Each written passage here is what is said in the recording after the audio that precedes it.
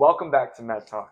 Today, we are going to be discussing the crucial habit of sleep and all the benefits you as a college student can get from sleeping adequately.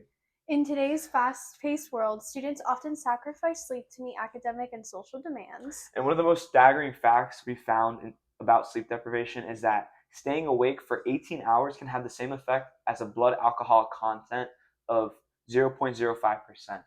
Staying awake for 24 hours can equate to a BAC of 0.10%, which is higher than the legal limit of 0.08%. Sleep has a major impact on cognitive function, physical health, emotional well-being, and academic performance.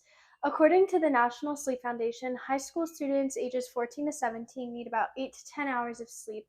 And for young adults ages 18 to 25, the range is between 7 and 9 hours or so.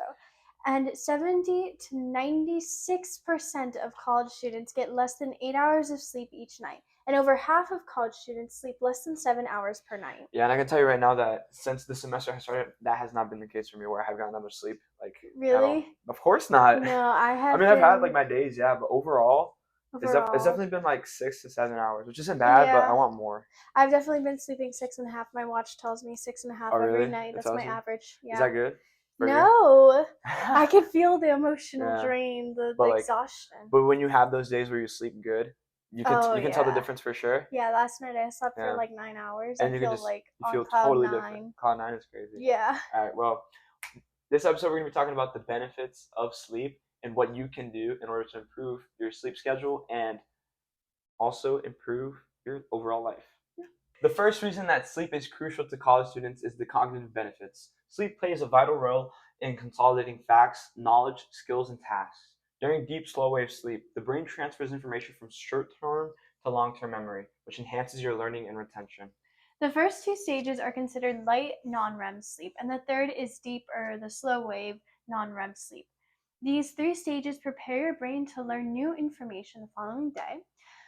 Not sleeping or getting enough sleep can lower your learning abilities by as much as 40%. And during these non REM stages, the brain also sorts through your various memories from the previous day. And these selected memories will become more concrete as deep non REM sleep begins. This process will continue during REM sleep. And this is something like they talk about a lot in Mm-hmm. psychology. Like last semester, yeah, when I had psych, that was a lot, not a lot, but like a good chunk of it. And it's like, Yeah. it's just very interesting because it's like you literally sleep every single day, obviously. And it's like, it has such an impact on you. And it's like, I don't think people are as aware of how much actually really goes into when you're sleeping. Like, it's not about just getting the rest and going for the next day. It's also No, it's crucial for your survival. yeah. It's like you're never on pause. You're still going and going. Yeah. Yeah. As for a process of how the memory consolidation works, during encoding, the brain samples stimuli from the outside world and rapidly encodes them within sequences inside of networks of neurons in the hippocampus, which is your memory center. And during memory consolidation, which mainly happens during sleep, especially in deep sleep, your brain takes the information you've learned and organizes it into long-term memory. Sleep is crucial for this process as it helps turn short-term memories into lasting ones. Encoding is certainly required but not sufficient for episodic memory formation. If encoded information is not consolidated after exposure to new experiences, you simply won't remember it. Yeah, I think a good example that goes into that is like with my psych or like two exams that I had last week. Like for anatomy, like there were like some questions that like we were tested on, and like I just completely forgot. But I know for sure I studied it. It's just like it was just late studying, which we'll get into later, and I just blanked out. Same thing with psych as well, and I was like, come on, I should have got that. Yeah. And it was the most simplest thing ever. I've had a couple of those experiences with my exams, and Yeah. learning about it in my psych class made me realize how important I need to sleep. Mm-hmm. So pretty much the brain has a system called the lymphatic system. Okay, that's going to be great. That helps us. That helps clean up waste. When the system works well, it might lower the chances of getting brain diseases like Alzheimer's. In a 2018 study, they found that missing just one night of sleep can lead to a buildup of a harmful protein called beta amyloid. Amyloid in the hippocampus, which is an important part of the brain for memory. Which basically, if you want to remember your hours of study and prevent brain diseases, you need to be clocking in like 7 to 9 hours of sleep, pretty much. So yeah, because otherwise you're gonna end up doing what I just did. Yeah. And just butcher like 10 words. Yeah. Sleep also has physical advantages that aid the body. Getting enough sleep can play an important role in your weight, emotional well being, blood pressure, diabetes, mental and physical performance, and even more. Yeah, some other health benefits of sleep include promoted growth, improved heart health, supporting weight management, and it helps combat germs and keeps your immune system strong, and also reduces risk of injury, increases attention span, which I don't really have, boosts memory and learning as well. Sleep helps you feel rested each day, but it's not just about rest. While you're asleep, your brain and body are hard working.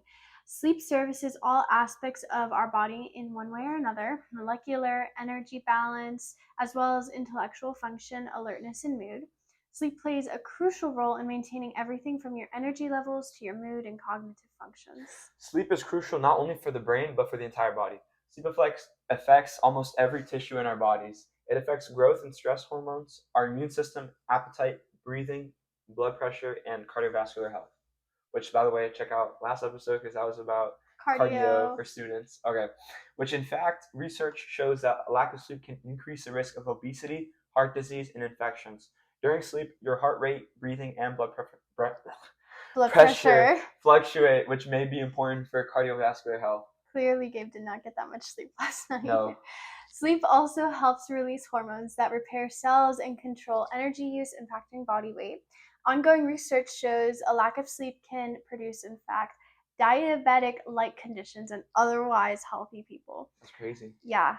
As college students, we are often so busy and get so physically fatigued, but prioritizing sleep clearly has evidence showing the bodily benefits. Yeah, again, it's just like you can do a bunch of cardio, but it's like if you're not sleeping well, That's it. Yeah, There's no like point. you're still gonna get some of those like Little minuscule not minuscule. Are you kidding me? I mean, You think diabetes is minuscule? no, You not think at all.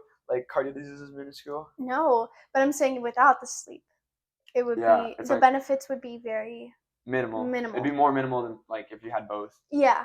Yeah. If you had both, the growth would be exponential. Yeah, and it's like if you don't have that growth, you're gonna feel so sad, and like your emotions are just gonna be down the roof, and Yeah. it's just like it's as if sleep also affects your mood. Which it does. Yeah. So everybody physically feels the fatigue and lack of energy. But did you know that sleep also impacts your mood?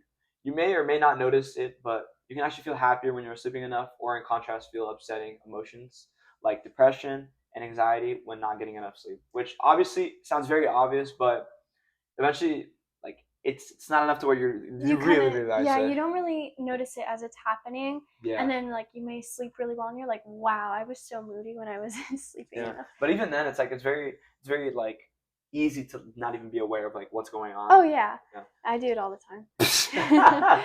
Studies have shown that even partial sleep deprivation has a significant effect on mood. Researchers found that subjects who were limited to only 4.5 hours of sleep, which sounds extremely unethical, a night for 1 week reported feeling more stressed, angry, sad, and mentally exhausted.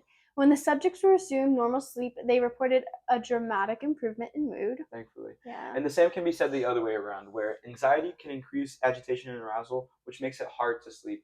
Stress also affects sleep by making the body aroused, awake, and alert. People who are under constant stress or have abnormally exaggerated responses to stress tend to have sleep problems. Mm-hmm. There is a strong connection between psychiatric issues like depression and anxiety and sleep problems. Difficulty sleeping is often one of the first signs of depression, and studies show that 15 to 20% of people with insomnia go on to develop major depression. For instance, chronic insomnia increases the risk of developing mood disorders like depression and anxiety. And in a study of 10,000 adults, people with insomnia were 5 times more likely to develop depression and 20 times more likely to develop panic disorder. Insomnia has also been found to predict depression and other psychiatric disorders, including various anxiety disorders. I mean, it makes sense. It's like Yeah, it does. when you're not getting any sleep and you're stimulated the entire time throughout the day, it's like it's only a matter of time until your body's just gonna like Go into overdrive yeah, almost. you're overdrive, and then your brain is just like, no, I can't do anymore because it's like Right. too much. You're being overloaded. Yeah. Yeah. So yeah, but yeah, I think that's why it's important, just like for academics as well, Mm-hmm. just to get like good sleep, because it's like when you have like 3 lectures in a day, it's you're drained by the end of it, and it's like you're not gonna be able to retain it if you're like only getting like 5 hours of sleep, or like because I mean it's like obviously you want to know all the information, but like it's just a matter of blocking so that you don't have late night study sessions, because that's terrible. It is terrible in the long run and in the short term. Yeah, but with good sleep, it can actually improve It can your improve it. academic performance. Yeah. The last and most impactful for college students is the correlation between better sleep and higher GPAs. Academic performance is enhanced by improved sleep. A study found that students with higher GPAs 3.5 and above average 6.97 hours of sleep on a typical night, while students with GPAs between 3 and 3.49 average 6.47 hours, and those with GPAs under 3 average 6.2 hours of sleep. So even just that little change in time, Yeah. 15, 20 minutes, is significant to the GPA that you can have. Yeah, that's actually crazy. Yeah. Wow. That doesn't. I mean, obviously it makes sense, but definitely there's more. There's more that goes into it than just sleep. But I mean, the correlation is there. Yeah. Obviously, that doesn't mean it like directly causes No, it, it's but not a cause and effect, but it's one implication of it. yeah. And as we discussed earlier, quality sleep helps with memory consolidation, attention, and problem solving, which is all vital for success in your coursework. And the trend suggests that students who prioritize sleep might be able to manage their academic demands more effectively, keeping them more focused and alert during study sessions in class, which in contrast, students who sacrifice sleep, especially during critical study times, may experience cognitive impairment that negatively affects their grades. And further studies revealed students taking more courses Yeah. reported higher frequencies of daytime sleepiness, specifically those enrolled in 5+ courses, us, were more Yeah. likely to feel frequently or always sleepy during the day compared to those with fewer courses. This suggests that a heavier course load can lead to inadequate sleep, as students often stay up late studying or completing assignments. Yeah, so if you're not like managing your time throughout the day, it's gonna get to the point where you're gonna have assignments late that you have to do, which is what I did yesterday. Yeah. It was not worth it. And then the following day, you're just not gonna have enough sleep for Yeah. the day, and it's not worth it at all. No, it's not worth it. Because sorry, I'm just yeah, because especially since it's like when you have like that many courses throughout the week and like each day, It's we already said it exhausting. already. It's like it's exhausting because it's like you're taking a lot of information as well, and it's like not only that, but you're doing other things like studying, getting your work done, whatever else you need to be doing. And so it's like at the end of the day, not at the end of the day, by the end of the day, it's like, are you really gonna even push yourself even more? It's like no, No. just go to sleep, get out of here. Yeah. Yeah, but daytime sleepiness can have an impact on a student's ability to concentrate and perform academically. When students feel fatigued during the day, it affects their attention span in class and their ability to retain and process information. Yeah, this is something I've definitely noticed before, where when I'm in the middle of class and I'm trying to focus on something and I'm just tired, I'm like, no, I want to do my own thing. Yeah. And it's just natural too, is the thing. It's not even Almost like like daydreaming. I guess, I guess, yeah, it's like um meta daydreaming. I don't know. Yeah. It's like it's literally happening real time, but you don't even realize it sometimes. Yeah. And so it's like if any, it's like a snowball effect where it's like Mhm. where have you not done that, and then you're not focusing in class, and then you have to go back Mhm. and study even more because you Mhm. didn't do that the first time And then through. you lose your sleep. You lose more sleep, and it just gets worse and worse from there. So it's like again, that's why sleep is so important because something as small as that, just not getting enough sleep, leads to that, which is insane to me. Yeah. And a demanding course load can require students to sacrifice sleep, which is pretty much what we were just talking about, Yeah. which leads to a vigorous cycle of fatigue that hampers learning and academic success. Yeah. And students with lower GPAs were more likely to report getting less sleep, especially the night before exams. This sleep deprivation can have serious consequences on academic performance. For example, students who stay up all night studying in an attempt to cram often experience significant cognitive impairments, such as memory lapses, difficulty concentrating, and slower reaction times. Acute sleep deprivation, particularly before exams, impairs the brain's ability to retain information and recall it effectively. And research also shows that when students forego sleep in favor of last minute studying, they might feel more prepared temporarily, but their cognitive functions are diminished due to a lack of rest. As a result, the long term impact is typically poor academic performances, which is reflected in the lower GPAs of those who sacrifice sleep, which is very unfortunate Yeah. because I really don't want to have to deal with that. Yeah. Yeah. So what we're trying to get at pretty much is that you need the Z's to get the A's. Yeah.